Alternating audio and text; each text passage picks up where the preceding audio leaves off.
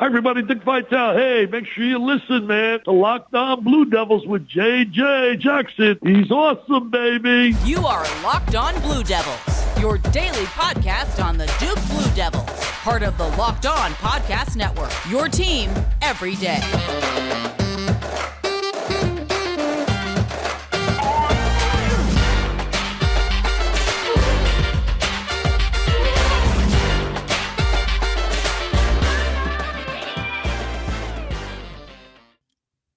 Oh, baby, it's time for round two, JJ Jackson. Carolina, Duke crossover here. We've got JJ Jackson, the host of Locked On Blue Devils. I'm Isaac Schade, the host of Locked On Tar Heels. And it's time for what we do every year, JJ, the regular season finale. This year, it's in the Dean Smith Center. And here's where we're going, folks. We'll have a section where JJ quizzes me on Carolina. We'll have our third segment where we just talk big picture stuff we haven't gotten to yet, make game predictions, talk about Carolina's bubbly issues. Can Duke hold on to this one seed? All of that. But first, I'm going to start by querying. Yeah, that's a good word. JJ on Duke and where things are at. JJ, here's where I'm starting with this thing. If I'm Hubert Davis and the coaching staff, I'm looking at this Duke team and thinking, holy goodness, this team is so strong. They're deep. They're offensively wildly capable. They're defensively wildly capable. They're massive. There is so much strength to this Duke team. What I'm trying to identify then is with any basketball team, there are chinks in the armor, albeit perhaps very small chinks in the armor, but you got to find that soft spot and get the arrow right in there. JJ, from your purview, from somebody who has seen this team day in and day out for months now, where are the small chinks in Duke's armor? Truthfully, Isaac, they're really hard to identify, which is the making of a great basketball team, which Duke has proven to be throughout the course of the year. I thought for a while, the chink would be trying to extend the game or maybe push tempo a little bit, because that's something that Duke wasn't really comfortable doing early on when you looked at the way their offense was set up. But now they're on a run where really going into that game against Illinois in Madison Square Garden, they hadn't had 70 possessions or more in a basketball game all season. And now 4 of their last 5 games or something along the mark there, they've been able to push that tempo up and they've been able to score more at a high volume. So looking at what Duke does offensively, the best luck that opponents have had have been just cold shooting nights from the outside and really putting big work in on the boards. If you can truly dominate Duke in the rebounding battle, that goes a long way. I think that's going to be the biggest thing for Carolina to be successful in this one, because Duke has proven all throughout the year that they are capable of playing fast or slowing it down and running offense in the half court as well. So if you can maintain possession, make the most out of your offensive effectiveness and make it more tricky for Duke defensively, that's where it's going to be a big success there for North Carolina. But truly just identifying like one chink or one soft spot, I don't mean to come off as, oh, this is an amazing, but that's truly how it's been all season. Yeah, man, that's really interesting, JJ. What, like, as you look at the 3 losses, which is funny to like that we can so easily identify that. I think a lot of people from the outside looking in are like, well, obviously Cooper had a turnover at the end of the game. Well, look, sure, maybe you can identify it as such, but like, is there any thread through those games that you can point to, or is it just like, hey, we lost a close game at the end, didn't make the play? Early on, you felt like you could, because two of the 3 losses were in your first 7 to 8 games of the season, and the Duke went on a 16-17 game winning streak before dropping that game to Clemson, and now they've been on a big winning streak ever since that one as well. In those games early on, it was Duke not figuring out exactly who wanted to have the basketball in sets like that. Cooper Flagg wasn't initiating as much of the looks. Same goes for Con Knippel. And in those first losses against Kentucky and Kansas, Con Knippel was a non-factor whatsoever to open up the year. But since we've started ACC play, he's back to shooting over 40% from three-point range in conference games. He's averaging really high scoring numbers for Duke over this stretch. He's sharing the ball well and that sort of thing. So the fact that Duke has so many different offensive threats has been really successful for them this year. JJ, in the past week or so, there's been a couple injury things we need to look at here for the Blue Devils. Obviously, Malik Brown missed some time, came back, and has been missing time again. Any as we record, folks, it is 4:30 p.m. Eastern time on Thursday. At this point, are there any injury updates on Malik Brown's availability for this weekend? Yeah, still for the most part, just kind of up in the air. I think it's not ruled out that he would be able to play. I think there's still a possibility that he's able to get into action there. I think it's so funny because Malik Brown missed a few games earlier in the season with an ankle injury, and we saw him come back for the first time against North Carolina. That's and right. Immediately on his very first defensive possession, his hands are all over the place per usual. He's able to get a knockaway, and it leads to a Duke transition bucket there. It's crazy that could be the case once again. Duke has been without Malik Brown for a handful of games now with the shoulder injury, and here he could be making his return for this Duke team. So I do think it's possible he returns, but your guess is as good as mine at this point. Truly feels like, the old game time decision is what we're looking at here. We got a GTD designation on this. It was such a freaky play. I mean, I saw it and felt it in real time. And for folks who might look at it and say, well, Isaac, JJ, who cares? Malik Brown comes off the bench. Kaman Malawach is the starter at the 5. You and I know that Malik Brown is a big deal, but why? JJ, tell the good people why. He does everything. I mean, his hands are so crazy. They're incredibly fast and active. He leads the Duke team in deflections. He's been kind of playing back and forth with Cooper Flagg all season long in terms of who leads this team in the steals department. His ability defensively is what he was known for. We knew that when he transferred over from Syracuse, but then it's just a whole different thing to get to watch it night in and night out. I mean, he just does not take possessions off. You would think maybe he is a little bit undersized in that 6'8", 6'9" range. Doesn't matter one bit whatsoever. He's going to be active out there on the perimeter if you force him to be. He can block shots when he needs to, and he's just always in the right place at the right time. Not much of an offensive threat, but really capable, kind of put-back guy. He's made a couple of threes on the season, but that's not truly his game. But he just does a little bit of everything, and he's a winning player, and that's why he keeps getting out there on the floor. I mean, I just mentioned it a moment ago. As soon as he checks in to the game against North Carolina and Cameron earlier this season, he wreaked havoc, and that's what he's done all season when he's been out there on the floor. JJ, in other injury news, Tyrese Proctor had that knee injury. Thankfully, nothing structurally wrong with him. It ended up just being a bone bruise. Weren't sure how long he would be out. It ended up being the exact same length, forgive me for a cheap shot here, exact same length as Grayson Allen's indefinite suspension, missing the FSU game, and then coming back Monday against Wake Forest. Did everything seem good to go with Tyrese in that game?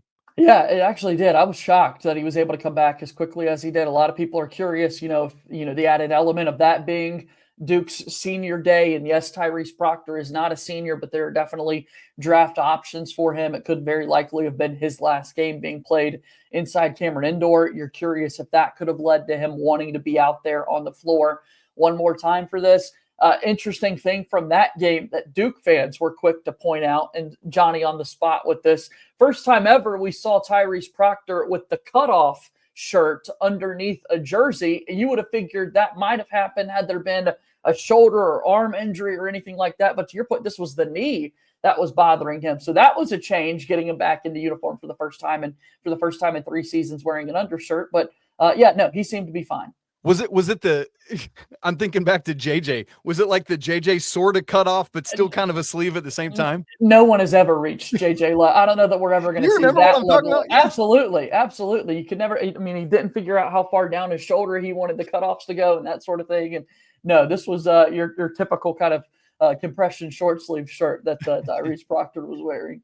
I don't see how one of the greatest shooters in ACC and NCAA history is wearing I couldn't shoot. Yeah, exactly. JJ, the one of the biggest pieces of news in the last couple of days, obviously it had been rumored, but now is official that Jay Lucas will be going down to Miami after the regular season. So one more game as a Duke assistant. And then obviously there's been speculation about the Boozer twins because of they're choosing between Miami and Duke. That seems like a nothing burger to me. But my bigger question is, what kind of potential distraction does this cause for Duke in a massive game to end the regular season? Yeah, big time. I mean, it's going to be his final game there on the sidelines. He's meant so much to this Duke team, not only as a recruiter, but truly John Shire calls him his defensive coordinator. We're hearing a lot of coaches throw out those coordinator terms in the sport the last 4 or 5 years, when typically you would, hear those words and assume that we're talking football here. But no, he's been in charge of the Duke defense and has made a really big impact on that end of the floor. The fact that he has taken this job at this time, I totally get that, hey, you need to go out there and recruit. This is a bigger NCAA picture and problem at large here. But that's obviously a cause for concern with this Duke team because he has been so good at calling up the defensive shots. So I hope it's not a distraction, although I would not be surprised if it turns into a bigger one. Yeah. We were talking, it does feel much more football where you make a move before a meaningless bowl game. But as we were saying off air, like, this is a Duke team with legit national championship aspirations. So hopefully it doesn't upset the apple cart. Last question, and then we'll get to a break, JJ. Cooper Flagg, for those who are unaware, leads Duke in average points, rebounds, assists, steals, and blocks per game. Is he going to finish the season leading in all those categories? If I'm right, blocks is the closest to somebody, with Molly Watts right there behind him. And any shot he's overtaken in any of those categories. Unless we just see a monster game from Common there with the blocked shots. And then prior to this latest absence of games from Malik Brown, that was really neck and neck in the steals department for Cooper Flagg. But no, it really does look like we're going to end the year with him leading in all 5 categories. I think a big storyline in this one as well is, as we get towards the end of these end of season awards race, I think it's all but safe to assume that Cooper Flagg is going to be the conference's player of the year, right? And freshman of the year and all these awards that come with it as well. But what a heated race we've had all season long between him and Johni Broome. And anytime when you look at Johni Broome, who's coming off back-to-back single-digit scoring performances, Cooper had 28 his last time out. I think if Saturday Cooper Flagg puts up a really high-scoring effort, I'm not calling for 42 like he had earlier this season against Notre Dame, but 25 plus, I think that's going to be so big for him in that race and trying to be a freshman to win the National Player of the Year award. His stat line in the Wake Forest game on Monday was absolutely absurd, dude. Triple doubly type numbers. Yes. I've been saying, JJ, this is my favorite National Player of the Year race since, let's go back to somebody we referenced just a bit ago, JJ Redick and Adam Morrison back in the 06 season. All right, guys, I got to abdicate the question asking throne. Let JJ take a seat and I will be in the hot seat. We're going to get to that coming up here in just a second. Right after I tell you about our good friends at FanDuel. When the game tips off, the NBA action, man, is just getting started. And there's no better place to get in on that action than FanDuel, America's #1 sportsbook. With FanDuel, you can place live bets throughout the game. So maybe you're getting your chili and you missed the opening tip-off, or you're like, man, things are getting tight. I think we could have a fourth quarter comeback. You can stay in that action. And maybe you're looking for a bigger payout. Well, you can combine your live bets into a same-game parlay. It's great, because when you win with FanDuel, man, you get paid instantly. JJ, as we record, there's no FanDuel line for this game yet, so let's play a quick game. What will be the FanDuel line when it comes out for Duke at Carolina? I'm terrible at these guesses, Isaac, but any game with you, I'm down to play. I think, obviously, Duke being the favorite team here, we've seen some crazy lines and, 9 wins by 25-plus points for Duke on the season in conference play. I don't think we're heading in that direction.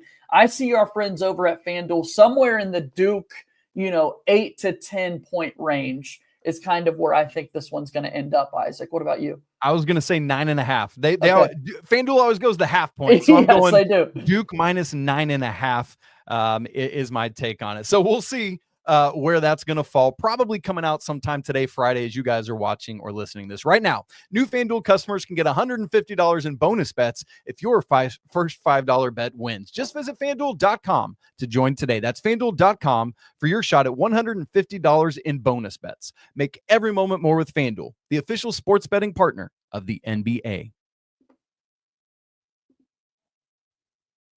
All right, we're back. It's a Locked On crossover between Locked On Tar Heels and Locked On Blue Devils. I'm JJ Jackson from the Duke side of things. Isaac Schade talks all things UNC, and we're getting set for college basketball's finest rivalry. College game day rightfully will be in Chapel Hill. I know that has been a cause of contention amongst college basketball fans going into the weekend with it not being at the Auburn and Alabama game. But our rivalry means so much each and every year, regardless of where these teams are at. And Isaac, fortunately for us, the Tar Heels are playing better as of late, because if that was not the case, I think it'd be much louder what we were hearing going into a game like this.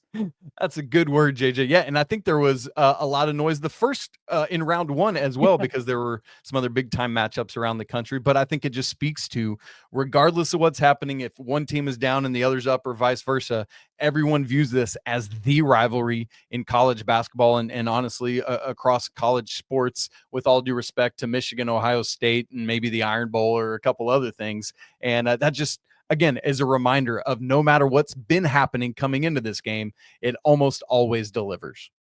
So North Carolina right now, 20-11 overall on the season. The Tar Heels, a 13-6 mark within the league. And as noted just a second ago, they have been playing much better basketball as of late. Why has that been the case?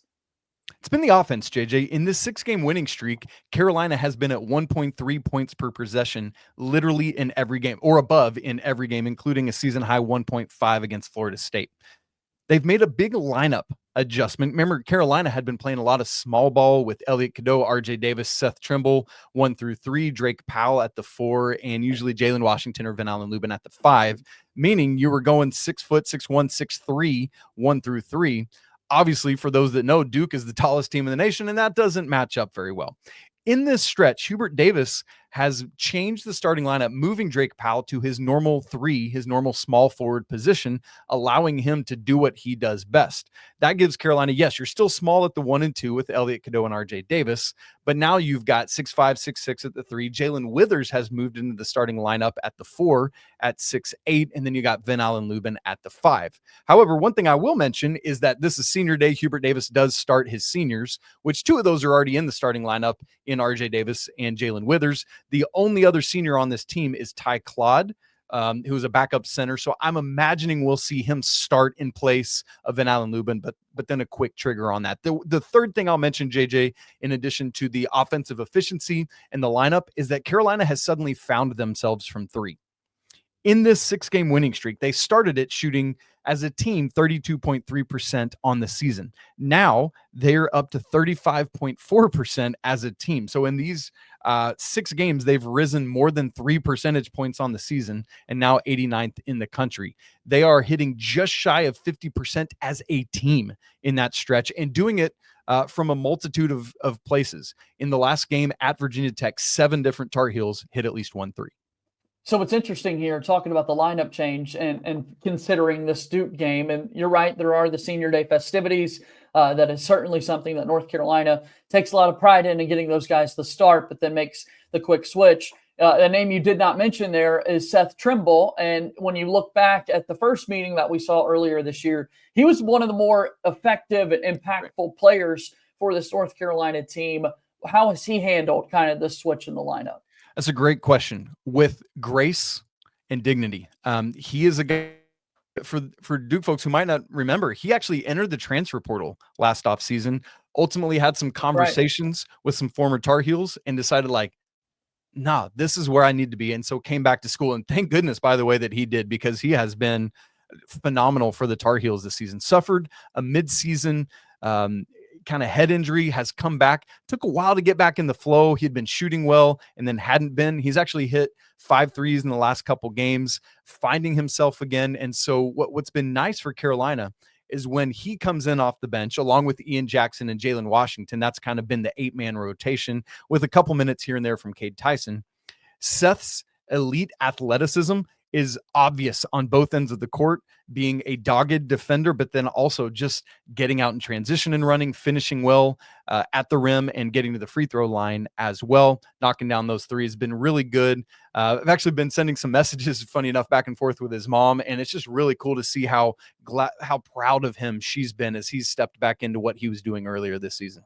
Yeah, fun player to watch, and certainly going to need to have a big night if North Carolina wants to knock off Duke, because Duke goes for the outright ACC title in their 19th win in conference play this season. Drake Powell is a guy that you mentioned is now part of the starting lineup, and when you look at that second half that this game happened earlier inside Cameron Indoor, North Carolina put in some good work. Fortunately for Duke, they had built a large enough cushion early in the game that, in a lot of ways it did not matter there, but Drake Powell scored 12 points, all of them in the second half. You look at matchups in particular. I know going into that first meeting, you and I had been discussing he would kind of be one of the big guys to watch out for, considering his size and how he matches up with the guys at Duke. You know the personnel for the Blue Devils. How crucial is Drake Powell's performance in deciding a game like this come Saturday? Critically crucial. He exists in the same lane as Seth Trimble in a lot of ways, but is bigger and I think has maybe a few more intangibles. I think he's really starting to find himself now, which sometimes takes freshmen a while, especially somebody like him that just does a lot of things really well, right? And that's something that Drake has done. For example, you don't really think of him necessarily as a distributor, but in this winning streak for Carolina, I can't remember the exact number, but it's something like 15 assists to 2 turnovers in that stretch. So he's become somebody that's taking care of the ball really well. Only 3 games all season has he committed multiple turnovers. For somebody that has the ball in his hand a lot, that's a great thing. His 3-point shooting has been really improving as well. And interestingly, I was having a conversation with a coach behind the scenes recently who said that he thinks that despite Drake being in his natural small forward position, we might actually see Drake Powell start out on Cooper Flagg, because part of the issue, JJ, and you'll remember this issue for Carolina, it was a great thing for Duke, is that Carolina was having to double Cooper early in that game. And he's like, okay, I'll just be Mr. Distribution Man and just dishing out assist after assist. So one of the things to watch for is if it's Drake Powell, or honestly, even if it's Jalen Withers, can they go one-on-one with Cooper Flagg so that they're not just letting Cooper pick them off like a good quarterback would do. And I think that's something that Drake Powell will be able to bring to the table. And hopefully his size can get up into and bother Cooper a lot. So I think that's something to watch for in particular with Drake Powell, but then also making some plays on the offensive end where he can knock down the 3, he can get out and transition and run as well. Keep an eye on all that.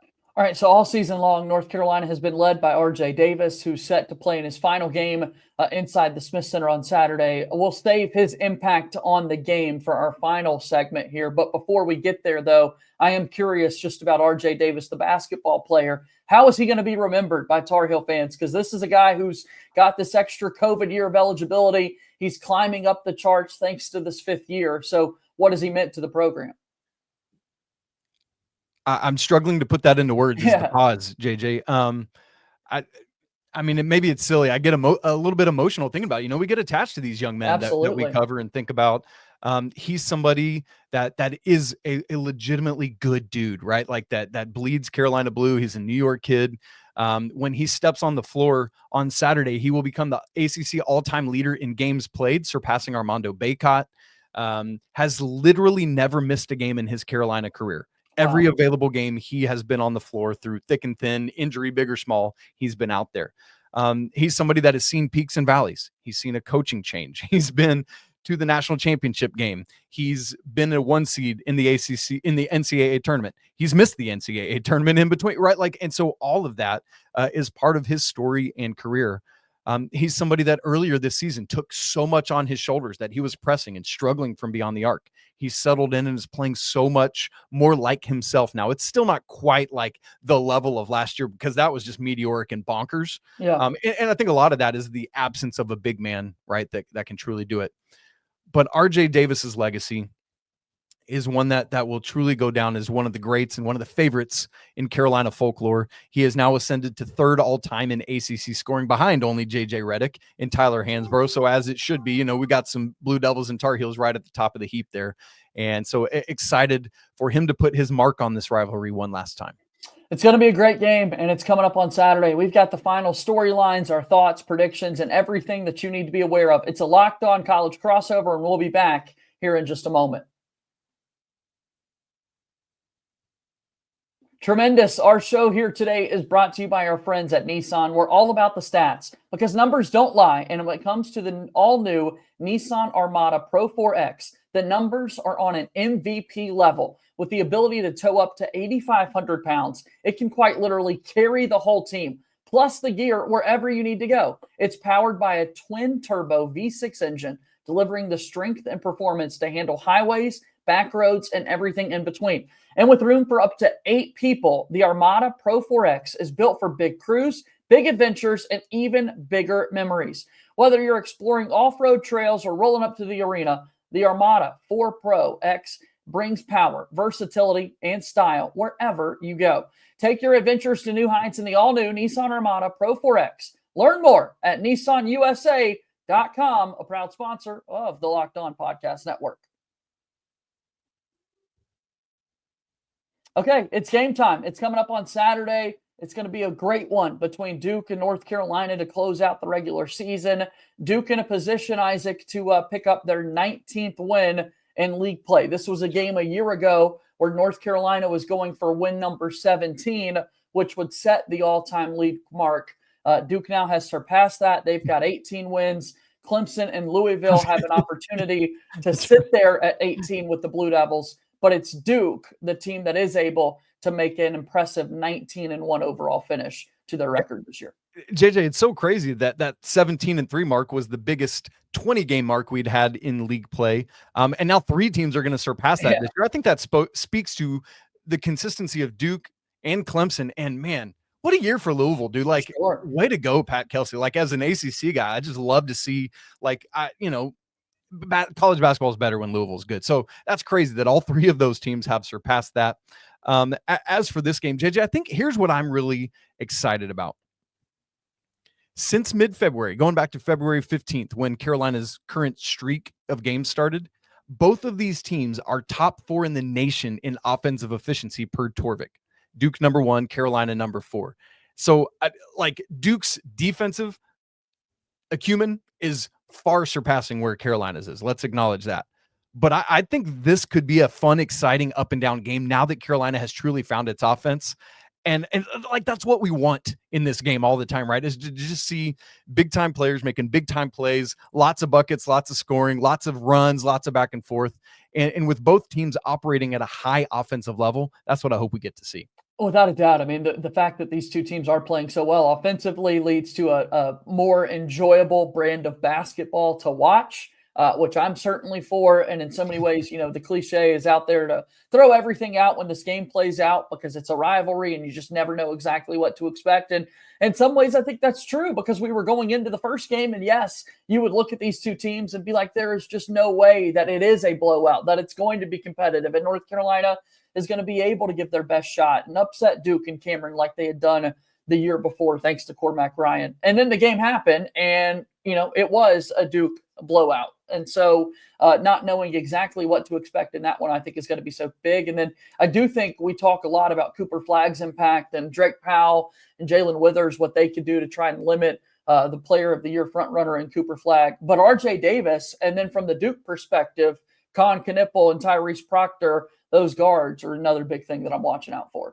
Yeah, I mean, obviously, it's like one of my bold predictions for this season on Locked On College Basketball was that Con Knippel would be Duke's leading scorer, not Cooper Flagg. And that's nothing against Cooper. It's just that Cooper does so much so well, and Con's a bucket, man, right? Yep. And so I just say that to say, yes, you cannot divert so much attention to Cooper Flagg that you forget the rest of the artillery that John Shire has available to him. And that's key. You mentioned it, JJ, and the first meeting there in Cameron was over before it began.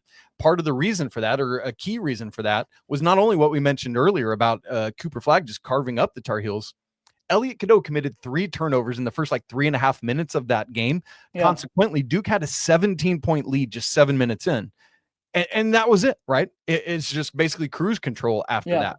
And so I think that's a critical thing is what start does Elliot Cadeau get off to for Carolina? He has struggled this year with multiple games of committing 2 first half fouls and being relegated to the bench. Multiple games where he has had 3 or more turnovers. Now, he did that in Carolina's last game, but also had 12 assists. And so I think we're watching Elliot Cadeau as a key player for the Tar Heels to watch and how short of a leash Coach Davis has him on. I am flooded with Tar Heel fans asking for Elliot Cadeau to come off the bench and Ian Jackson to be inserted along with RJ Davis in the starting backcourt. And so I think we'll see those moves pretty quickly if Elliot Cadeau is not out the door ready to go quickly. And so then let's also talk about this game and the tournament implications that are on hand here, because that is so massive, an opportunity for Duke to really deliver another devastating blow to North Carolina as they're trying to get into the NCAA tournament field. How critical is a game like this? It's massive, JJ. It's funny. We talk about these previous couple years. 2 years ago, Duke's win over Carolina to end the regular season was basically the nail in the coffin of any NCAA tournament hopes. The Tar Heels were just barely on the outside looking in when it was all said and done. Last year, you said it, winning this game last year at the end of the regular season gave Carolina the ACC outright regular season champion. Duke's in a similar position now where I do still think, even should Duke win this game, I think there is a path if Carolina can pick up something in the ACC tournament next week, but it delivers a massive blow to them. Literally, as we talk, Carolina has been flirting with last team in, first team out status. Yeah. So a win against, top 2 team in the nation, depending on which metric you look at and all that kind of stuff. I don't know that it's like guaranteed if you win this game, but if North Carolina only has one quad 1 win right now, JJ, and this is obviously would be the second in that category, similar to back in 2022 on Coach K's last regular season game. Folks may or may not remember, Carolina was on the precipice there too. And then that win at the end of that season really put Carolina in the position they needed to be in to get into the NCAA tournament. That's what they're trying to do again here, while Duke can obviously spoil that. And then we look and recalibrate to see where things are in the ACC tournament. On the Duke side of it though, JJ, Blue Devils are cruising for a 1 seed right now. Do you think it feels pretty locked up to me? Let's just say in some crazy world, I don't think this happens, but let's say Carolina beats Duke tomorrow and Duke loses its first ACC tournament game. In that scenario, does it feel to you like the Blue Devils have done enough to still hang on to a 1 seed? Obviously, we don't think that's going to happen, but yeah. No, I think that's the scenario that you really start to have those questions, right? Because it would be for Duke, 5 total losses on the year. You wouldn't have been able to be the outright champions. You'd be sharing it. And then a very quick exit in the NCAA tournament. It'd be the 2-game losing streak that Duke hasn't seen happen this entire season, trying to go into an NCAA tournament field. And you look at what the rest of the sport has done. And I know that for both of us, this is so hard to project what every single team in America is going to do to set all this up. But given that the SEC has been so loaded, given that there are teams like Houston that are playing as well as they are, or even a team like St. John's, if they continue to run through the Big East, where do they end up come Selection Sunday? There's a case for that conference champion to get a really shot there. So I think that those questions really, really become more apparent if Duke were to lose these next 2 games, that they would not be on the 1 line anymore. And traditionally for Duke fans, we've seen when Duke wins the national championship, it's because they were a 1 seed and because they were set up with a favorable draw when the tournament field is all decided. So big stakes on Saturday for both of these teams for sure.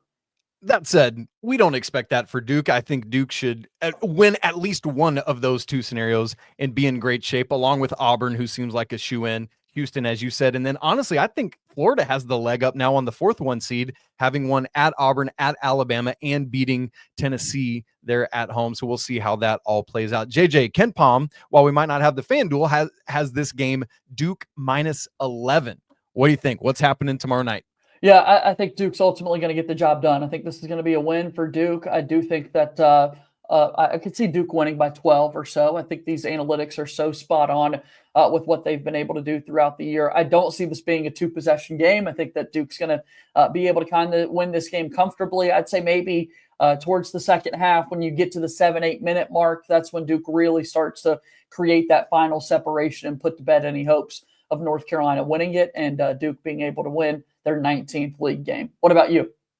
JJ, I'm remembering back to one of the first crossovers we ever did together, which was in advance of that 2022 game at Duke. It feels there's a lot of shades of that in this game, other than it's in the different location of the 2. And I think that day I projected Duke to win and things ended up well. So I'm going to have to reverse psychology this for the Tar Heels and stick with you that I'm going to predict a Duke victory here by 7. See, I don't like you doing this. I don't like you doing this at that point, but Duke well done on your part. Thank you. I appreciate that. Duke by 7 in the Dean Dome with just late free throws to pull away just a little bit more after maybe it's within a possession with 5 to go. And then Duke stretches it out a little bit there at the end. Let's go 88-81 Blue Devils. I love it. Yeah, I do think we're set for a high scoring game between these 2 teams. I'm excited, man. I can't wait to see how it shapes up and the ACC tournament seedings that are there. And Isaac, I can speak for you here that you and I are going to be all over the ACC tournament and everything, the fallout that comes from this game coming up tomorrow. It's set to be a good one, and no better place to hear all the news and notes than right here on Locked On Tar Heels and Locked On Blue Devils.